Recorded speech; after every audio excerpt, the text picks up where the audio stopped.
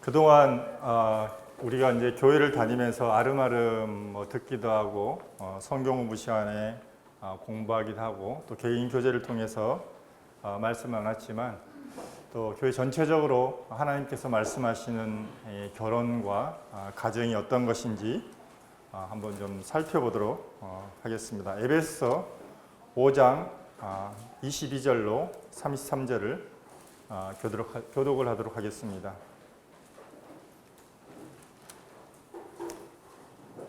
(5장 22절로 33절입니다) 아내들이여 자기 남편에게 복종하기를 죽게 하듯 하라.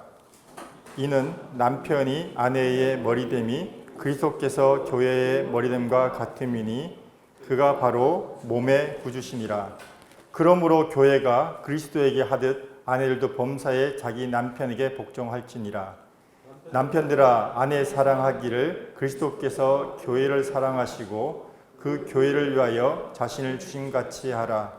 이는 곧 물로 씻어 말씀으로 깨끗하게 하사 거룩하게 하시고 자기 앞에 영광스러운 교회로 세우사 티나 주름 잡힌 것이나 이런 것들이 없이 거룩하고 흠이 없게 하려 하심이라.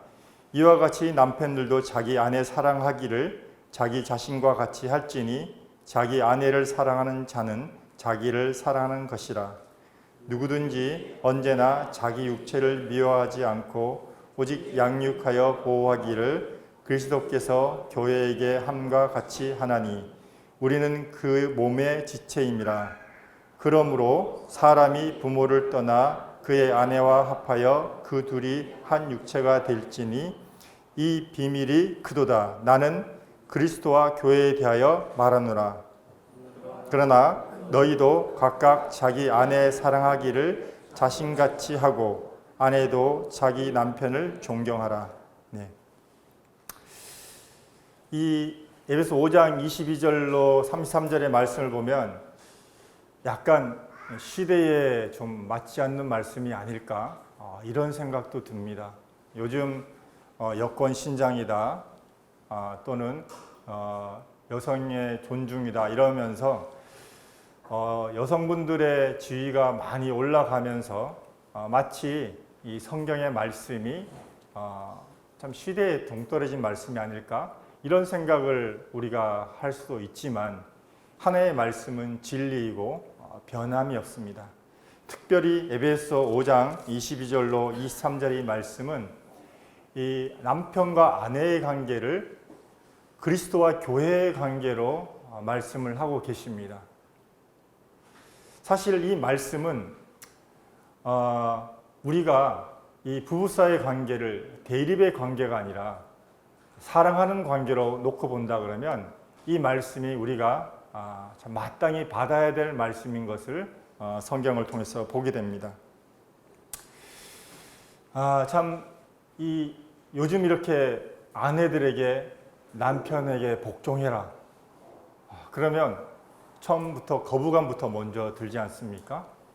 또 남편들에게 예수님께서 교회에게 자신의 몸을 드리심과 같이 남편들은 자기의 몸을 들여서 아내를 사랑하라. 우리 또 형제님들도 굉장히 부담감을 느낄 겁니다. 어떻게 예수님처럼 아내를 사랑할 수 있지?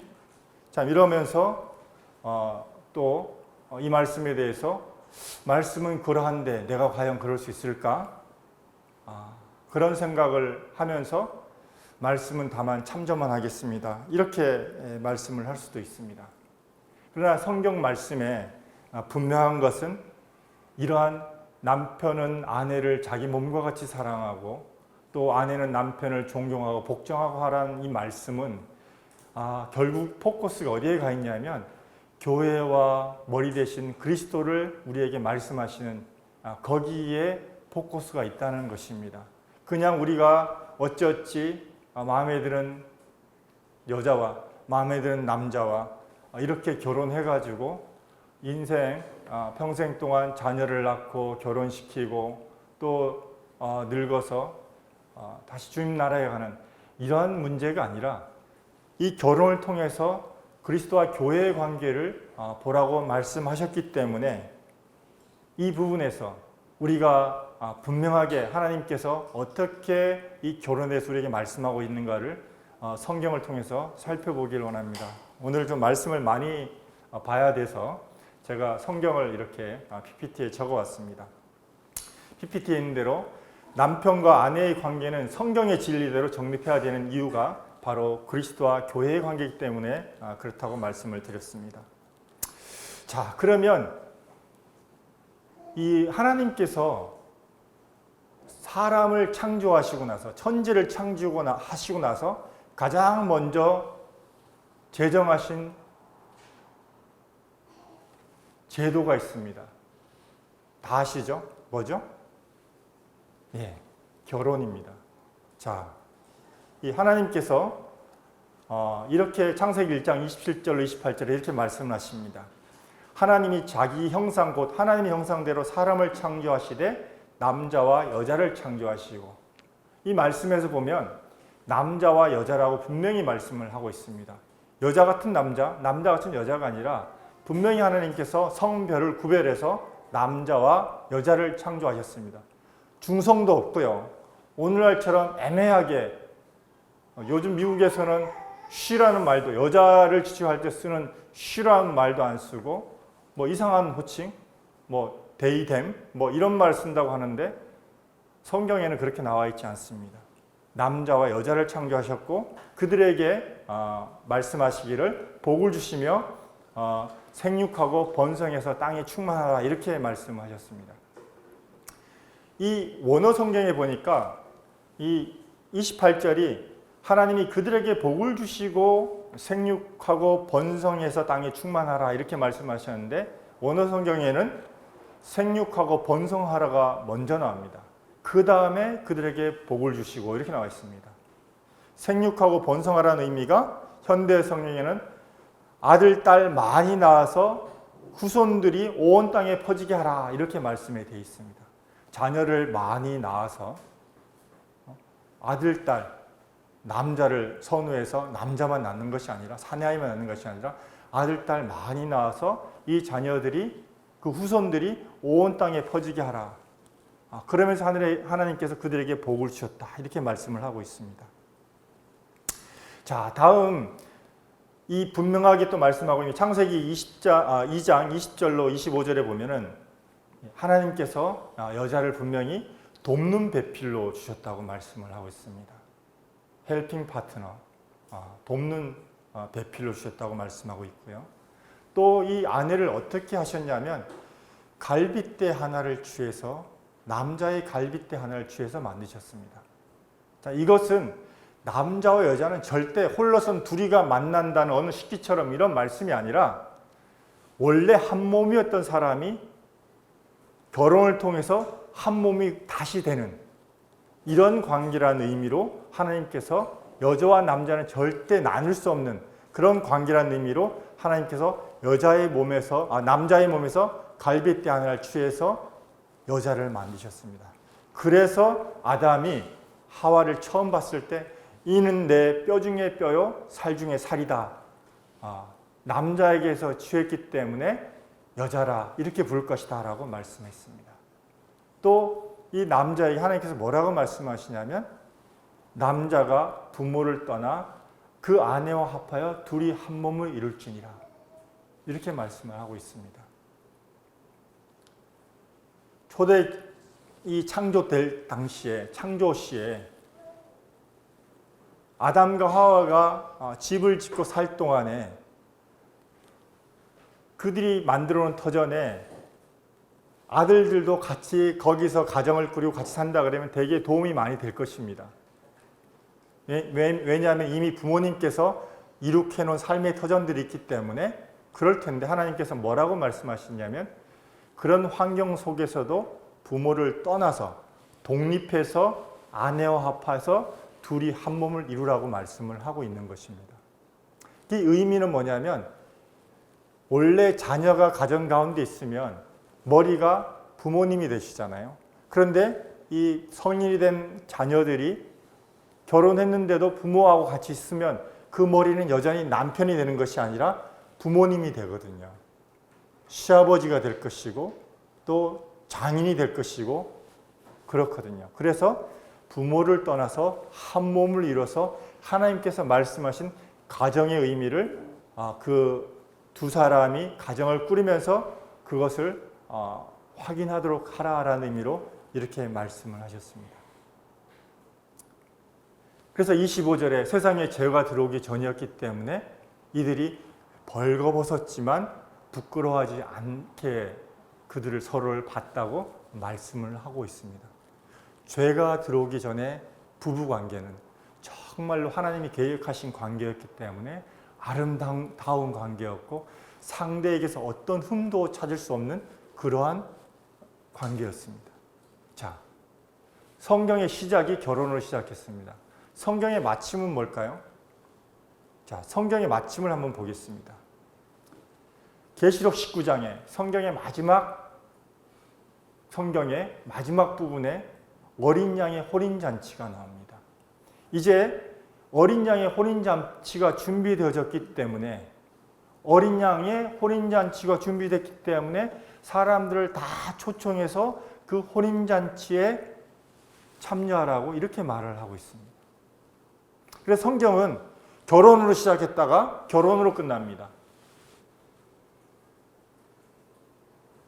그 안에 이 신부를 구하기 위해서 예수 그리스도의 구속사가 있는 것이잖아요. 그래서 성경은 우리가 성경의 주제를 예수 그리스도라고 합니다. 소재를 저는 이렇게 붙이고 싶습니다. 예수 그리스도의 결혼 이야기라고 이렇게 소재를 붙이고 싶습니다. 하나님께서 첫 아담을 만드실 때 그들에게 정말 하나님이 원하셨던 것이 정말 하나님의 형상대로 아름다운 가정을 그들 가운데 꾸리기를 원하셨어요. 그런데 하와가 선악을 알게 한 나무의 열매를 먹고 그것을 남자에게 줌으로 말미암아서 그 가정 가운데 서로를 향해서 하나님의 시각으로 보지 않고 사람의 시각으로 보기 시작하면서 서로를 향해서 부끄러워하고 가리게 되고 서로를 향해서 책임을 전가하는 이런 일들이 가정 가운데 있었습니다.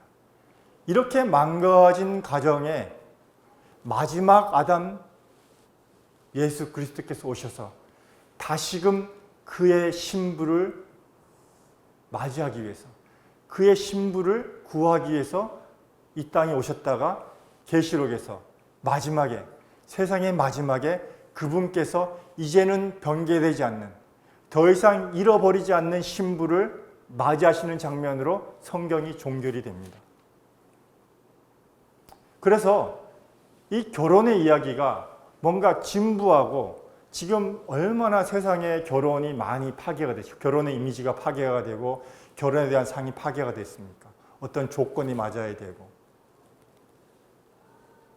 또 여러 가지 것들이 참 이렇게 열 손가락에 모자랄 정도 여러 가지 것들을 참 맞추는 이러한 조건에 맞아야만 결혼하는 이런 것으로 전락해버렸지만 적어도 하나님의 교회에서는 우리가 하나님의 말씀을 믿는 우리들은 그렇지가 않다는 것입니다. 이 결혼을 주님께서 다시금 회복하기를 원하셨기 때문입니다.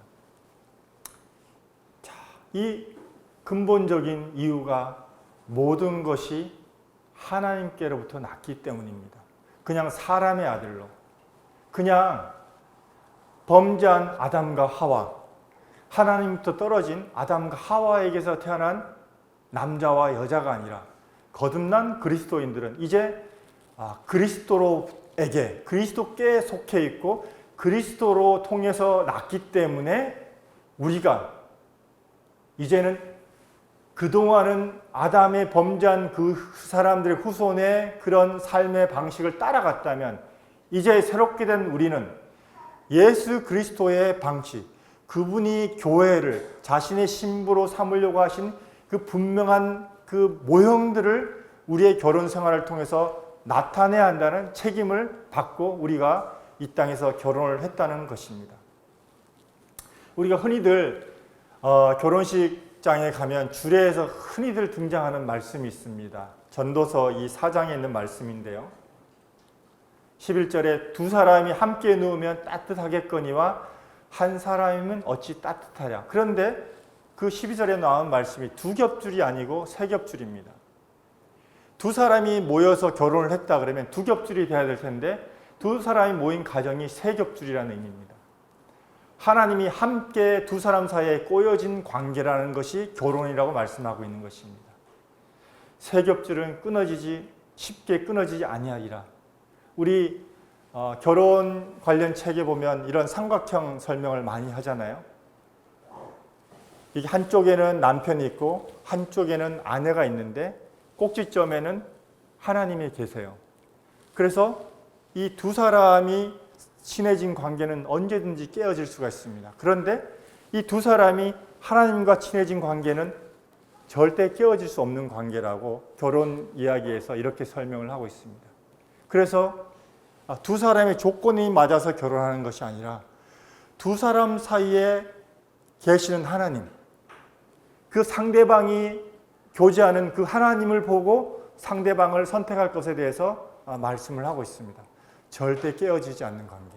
사람의 조건이 아니라 그 안에 있는 하나님으로 인해서 가까워진 관계, 연합되어진 관계. 이것을 가지고 하나님은 성경에서 말씀하시는 하나님이 겨냥하신 결혼이라고 말씀을 하고 있습니다. 자, 그러면 참 세월이 참 많이 지났잖아요. 지금 우리 성경에 가장 오래된, 가장 최근에 기록된 성경이라 할지라도 신약 성경 AD 100년경에 예수님이 오신 이후에 100년경에 기록이 됐으니까 지금으로 따지면 2000년 전에 기록된 성경입니다. 참 지금 어떻게 보면 현대의 문명과 맞지 않을 수 있나?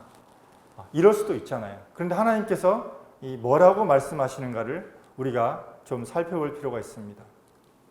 히브리서 13장 4절에 모든 사람은 결혼을 기이 여기고 침소를 더럽히지 않게 하라.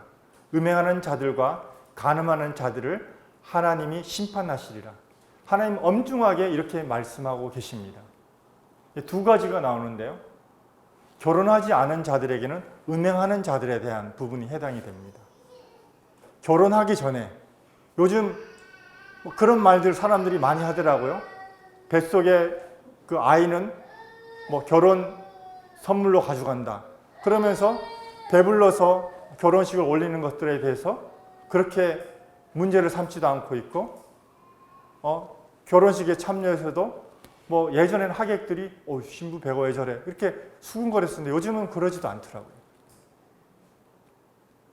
저희 때 그랬어요. 군대 가기 전에 남자 청년들 총각딱지 떼고 가야 된다 그래갖고 결혼하기 전에 그런 경험, 혼전 경험들을 하는 것들을 무슨 상장 받는 것처럼 그렇게 했던 제가 청년 때 그런 일들이 있었기 때문에 요즘은 말할 나위 없다고 생각이 됩니다. 젊은 사람들의 어떤 데이트에 몇 번 만나면 잠자리를 같이 하는 것들에 대해서 아무렇지도 않게 생각하는, 대수롭지도 않게 말하는 그런 문화 속에 우리가 살고 있는데 이건 성경적이지 않습니다. 하나님께서 그렇게 말씀하지 않고 있습니다. 음행하는 자들은 하나님이 심판하실 것이라 말씀을 하고 있습니다. 하나님은 그리스도와 신부된 교회의 관계를 설명하시기 때문에 정결한 신부를 원하는 것입니다. 남자도 마찬가지입니다. 남자도 결혼하기 전에 우리 청년들 명심하시기 바랍니다. 순결해야 됩니다. 자매들도 마찬가지입니다. 결혼하기 전에 순결해야 됩니다. 이건 그리스도와 교회의 관계를 설명하기 때문에 결혼하기 전에 마땅히 순결을 지켜야 됩니다. 참 어려운 일이지만 그래야 됩니다. 그리고 결혼한 이후에 어떻습니까? 간음한 자들도 마찬가지입니다.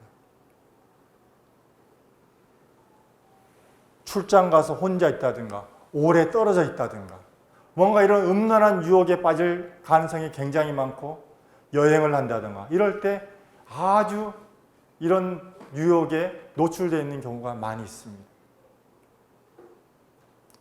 또한 인터넷의 발달로 음란한 영상들을 접할 수 있는 기회가 너무나 많이 있습니다. 이런 상황 속에서 우리 성도들이 하나님의 말씀을 분명히 진리로 믿고 분명히 이것에 순종하는 것이 하나님께서 말씀하신 가정의 분명한 원리인 것입니다.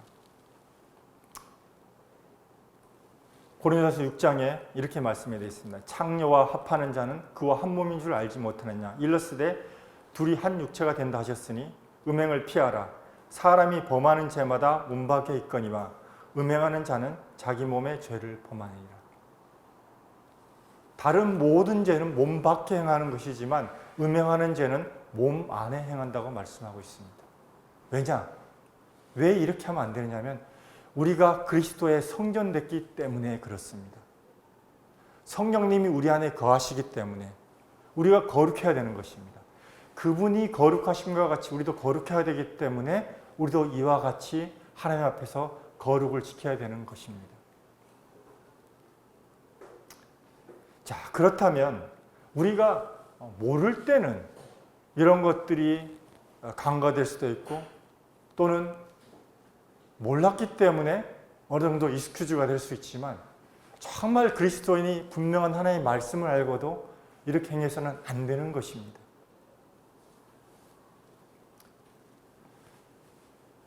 어떤 분은 이런 말씀을 하시더라고요. 내가 잘 믿으니까 안 믿는 사람을 데려다가 내가 결혼하고 나서 이 사람을 전도해서 예수님을 믿게 할 거다. 실제로 이런 분들이 제 주변에 있었어요.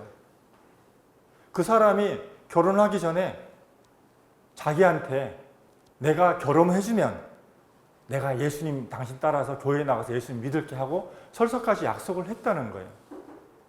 근데 결혼을 하고 났더니 돌변했다는 거예요. 이것이 그냥 남녀의 문제가 아니라 우리 안에 계신 성령과 믿지 않는 자 안에 있는 벨리알, 사단이 연합할 수 없기 때문에 믿지 않는 자와 같이 결혼하지 말라고 말씀하는 것입니다. 주변에서 그런 유혹이 많잖아요. 아이고 나이도 찼는데 내가 좋은 사람이 있는데 소개시켜 줄까요? 직장에서 이런 얘기 많이 듣잖아요. 아, 내 동생이 있는데 나 누구 친척 형이 있는데 한번 소개 한번 받아보지 않을래요? 그냥 한번 만나봐. 뭐 꼭 결혼하라는 게 아니잖아. 이런 회유들을 우리가 참 많이 듣지 않습니까? 하나님 이렇게 말씀하고 있습니다. 하나님의 성전과 우상이 어찌 일치가 되리요? 우리는 살아계신 하나님의 성전이라. 우리가 결혼을 하기 전에 내가 누구인가? 내가 누구인가를 분명히 확인을 해야 되는 것입니다. 내 안에 계신 분이 누구신가? 자, 이런 경우도 있습니다. 우리가 믿지 않는 배우자를 둔 경우도 있습니다. 결혼을 한 이후에 예수님의 복음을 한쪽 편이 먼저 듣고 예수님을 믿게 된 경우가 있습니다. 자, 이런 경우에 성경에서 뭐라고 말씀하시냐면 아내도 남편을 버리지 말고 남편도 아내를 버리지 말라. 만약 그 상대편이 당신과 같이 살기를 원한다 그러면 같이 살라. 그 대신 뭐라고 말씀하시냐면 한쪽 편에 아내나 남편의 거룩한 행위로 말미암아서 다른 한편이 복음을 듣고 거듭나기 때문에 같이 살라고 말씀을 하고 있는 것입니다.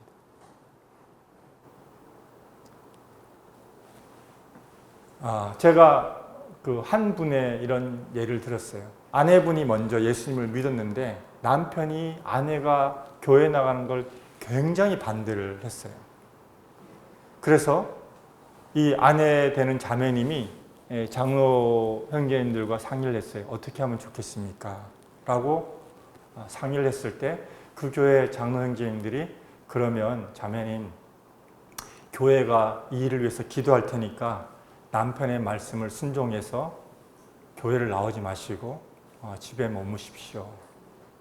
그리고 장로들에게 자매님의 남편을 만날 수 있는 기회를 좀 주십시오. 이렇게 자매님에게 대답을 했다고 합니다. 그래서 이 자매님이 남편이 또 주일날 교회에 나오려고 할 때 못 나가게 이렇게 막을 때 이 자매님께서 그 남편의 말을 듣고 교회를 나가지 않고 집에서 이렇게 예배를 드렸다고 해요. 남편은 나중에 이 남편이 장로 형제님들과 교제를 통해서 거듭나고 나서의 말입니다. 자기 아내를 하나님한테, 예수한테 빼앗겨 버린 것 같았다는 거예요.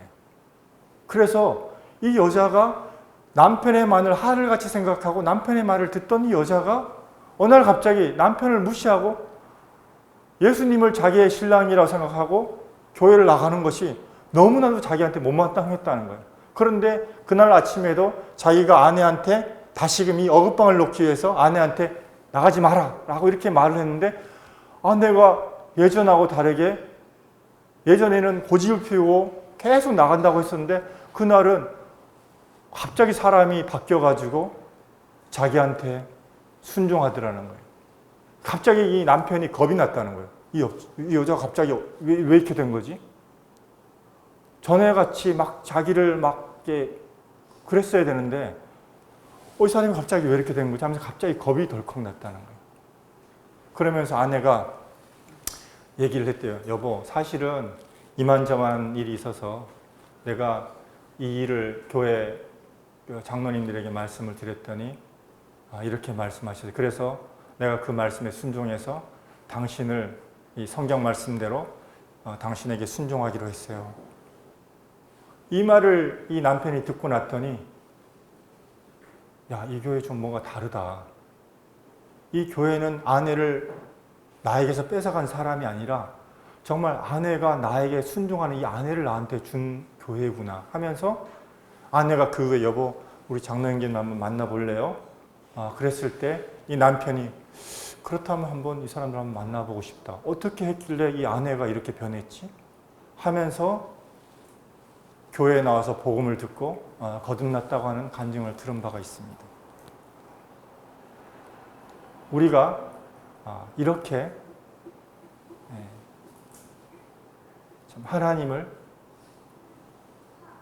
말씀 안에서, 가정의 질서 안에서 하나님을 믿는 것입니다. 또 한 가지 예가 있습니다. 이 형제님이 먼저 구원을 받은 형제님인데 이 성경을 잘 알지 못하고 구원받은 지 얼마 안 됐는데 교제하던 여자와 결혼을 해버렸어요. 그리고 나서 뭔가 자기 양심에 거리낌이 되니까 교회를 안 나오고 그냥 모임생활을 하지 않았어요.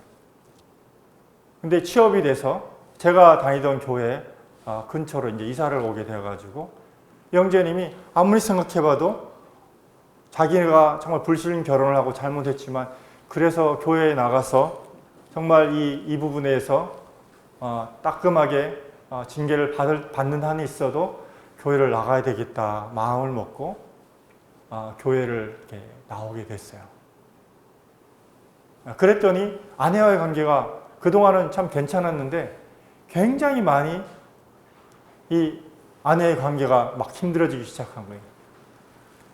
전에는 이분이 교회를 빠지기도 하고 또 무슨 일이 있으면 뭐 또 이렇게 이런저런 일로 인해서 안 나오기도 하고 하셨었는데 아내하고 이런 문제가 생기고 나니까 정신을 바짝 차리게 된 거예요. 정말 이건 아니구나.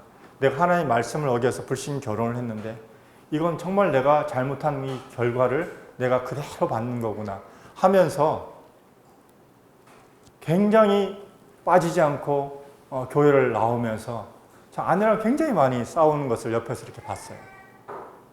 그래서 장로 형제님이 이 형제님 가정을 찾아가서 이 아내분하고 여러 번 교제를 했어요.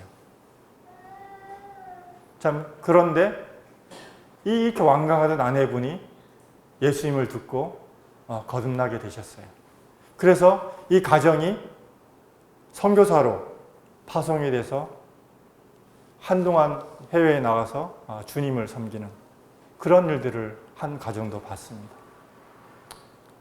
주님이 결국 말씀하시는 이 가정이 결국 뭐냐면 그 부부 안에서 그리스도가 나타나는 이 배우자가 거듭나는 이것이 목적이지 갈라서게 하는 게 목적이 아니라는 말씀입니다. 여기에 보면 이 순종하지 않는 자라도 말로 말미암지 않고 아내가 예수 믿는다는 것, 남편이 예수 믿는다는 걸 말미암지 않고 그 행실로, 상대방의 행실로 말미암아 구원을 받게 하려 함이라. 너희의 두려워하며 정결한 행실을 봄이라. 상대방이 하나님을 경외하는 모습을 보면서 믿지 않는 분들이 예수님의 복음을 듣게 되고 그들이 거듭나게 된다는 말씀입니다.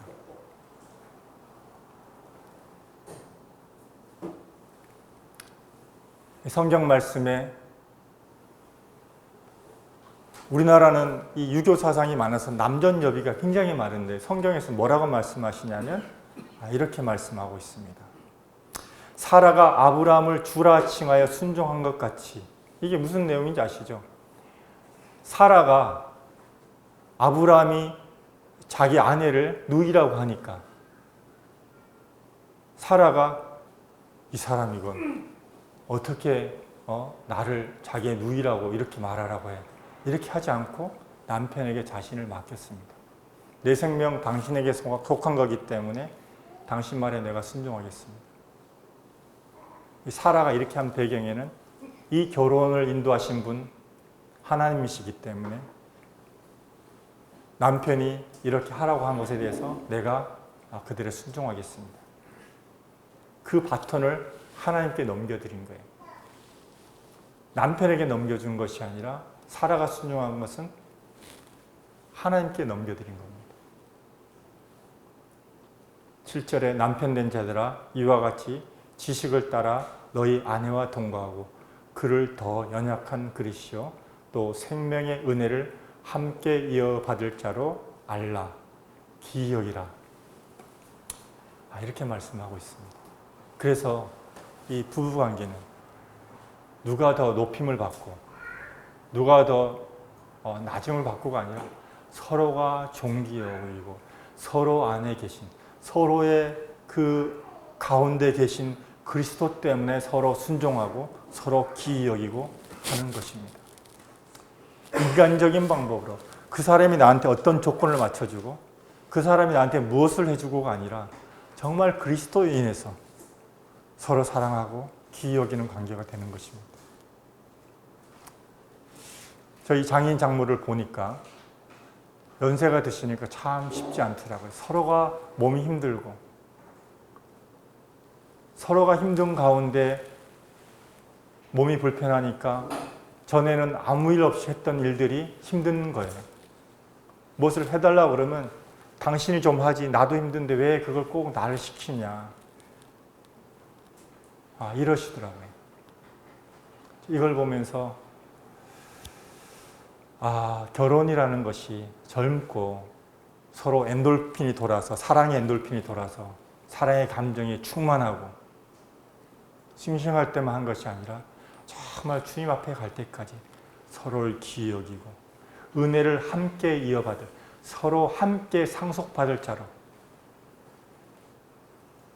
아내가 남편에게 속했다 그러면 아내가 남편의 갈비뼈에서 취했다 그러면 이 부부가 받는 이 상급 또한 같이 받는 것 아니겠습니까?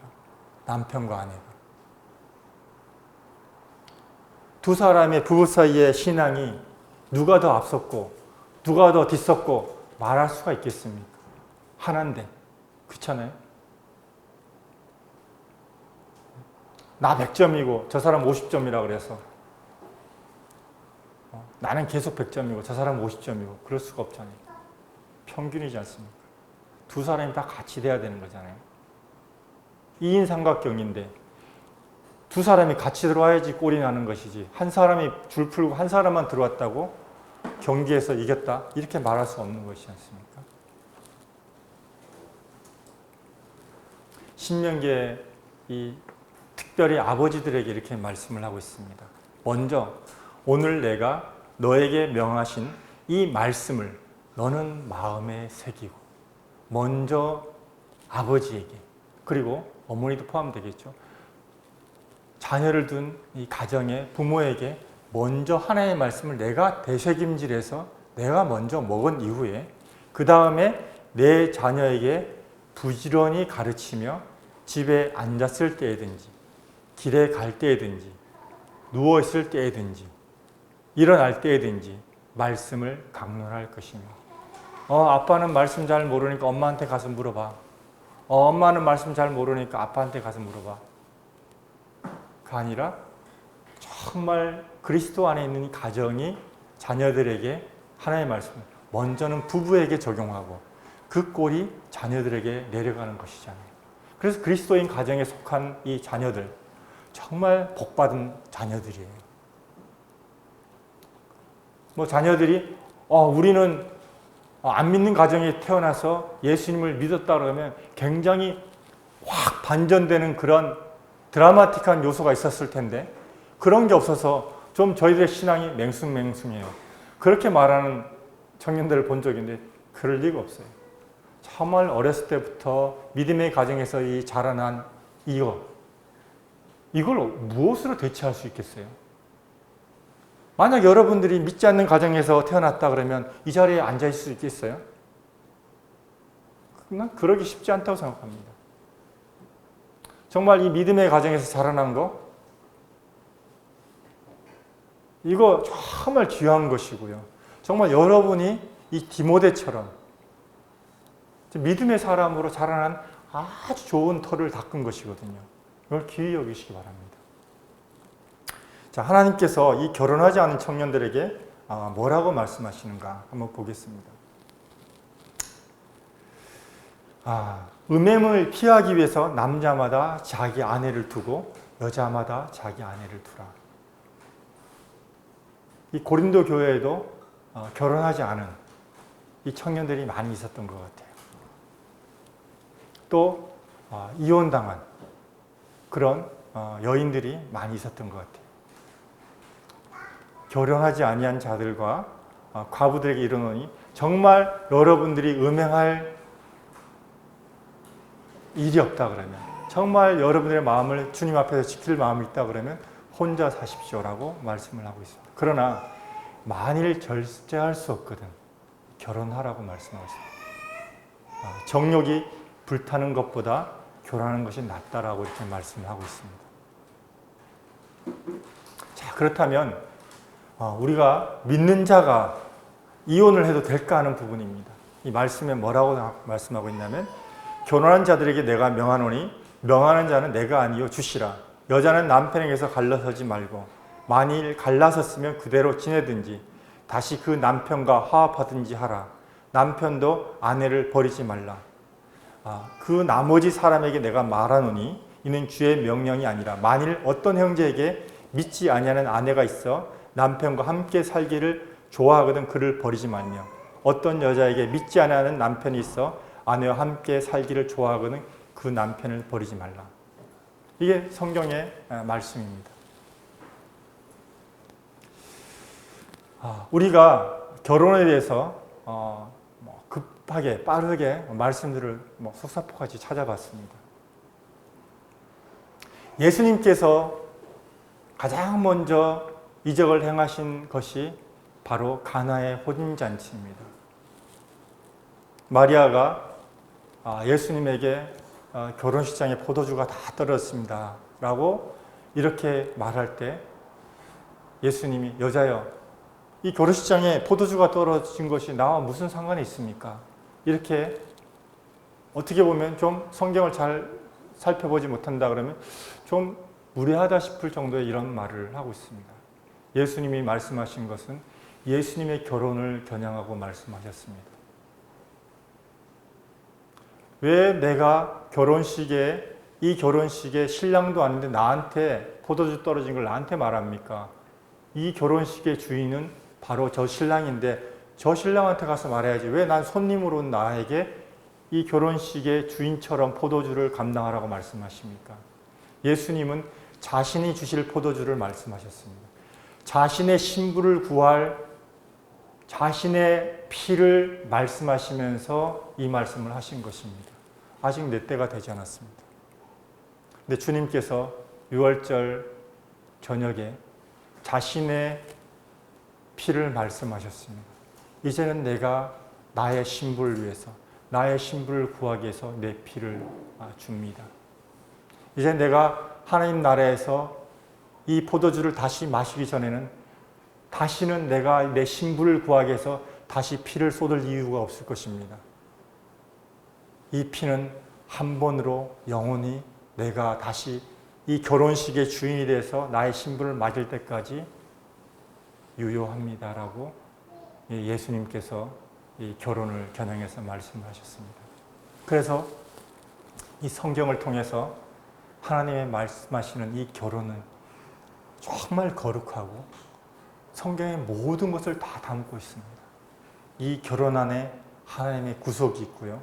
하나님의 생육하고 번성하라고 하신 말씀이 있고요. 하나님의 순종하심이 있고요. 하나님의 사랑하심이 있습니다. 그래서 아내를 자기 몸이라고, 자기를 사랑하라고. 너 자신을 사랑하지 않냐? 너 자신을 사랑하는 만큼 아내를 사랑하라 이렇게 말씀하시고, 아내들에게 내 마음대로 남편을 주무르고 싶겠지만 그러나 남편에게 복종하라 이렇게 말씀을 하고 있는 것입니다. 그리스도와 신부의 이 결혼 관계로 우리가 이것을 이해할 수가 있는 것입니다. 성경에는 두 가지 부류의 부부가 사도행전에서 나옵니다. 아마 아실 텐데요. 아굴라와 브리스길라라는 이 부부가 있습니다. 로마에서 황제가 쫓아내자 고린도에 와서 천막을 만들면서 사도 바울의 전도 사역에 동참한 부부입니다. 그래서 이 부부는 자신의 집을 내어주고 교회를 섬기고 이렇게 헌신한 이 부부입니다.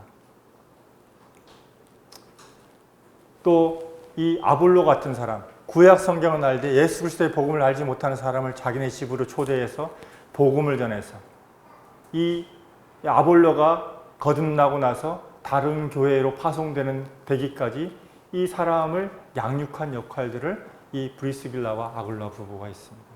그래서 서신서 뒤편에 이 부부에게 정말 무난할 것에 대해서 그들이 헌신되게 하나님의 교회를 섬기는 것에 대해서 말씀하고 있는 이 부부가 있습니다. 또 한 부부가 있습니다. 아나니아와 삽비라입니다. 그들이 교회 내에서 다른 사람들이 차지한 명성이 탐이 나서 자신의 땅을 판 값의 일부를 숨기고 두 부부가 공모해서 거짓말을 교회한 일들이 있습니다.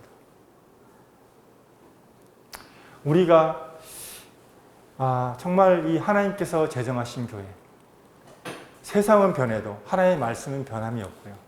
하나님의 말씀 안에서 우리 부부가 우리 결혼하지 않은 우리 형제 자매들이 정말 믿음 안에서 결혼하길 바라고 하나님이 인도하신 결혼을 하시길 바라고요. 기도하시길 바랍니다. 하나님께서 말씀하시는 이 결혼을 할 수 있도록 내가 어떤 조건이 되도록 좋은 직장이나 많은 연봉을 받는 집이 마련되는 이런 조건을 위해서 기도하지 마시고요. 정말 하나님께서 인도하시는 결혼을 해달라고 지금부터 기도하시기 바랍니다. 눈에 보이는 객관적인 데이터는 사실 객관적이지 못합니다. 하나님의 말씀만이 옳거든요. 그래서 하나님께서 가장 우리에게 원하시는 결혼, 이 바른 지식 안에서 우리가 결혼을 하셔야 됩니다. 자, 말씀을 마치도록 하겠습니다. 우리 형제자매들이 말씀의 빛 가운데서 결혼하기 전에 우리 형제자매들이나 또 결혼하셔서 오래되신 분들이나 모두가 다 이 성경의 진리 가운데서 참 아름다운 가정, 주님이 기뻐하시는 진리 가운데 있는 이 가정을 이루시기를 축복하고 소망합니다. 감사합니다.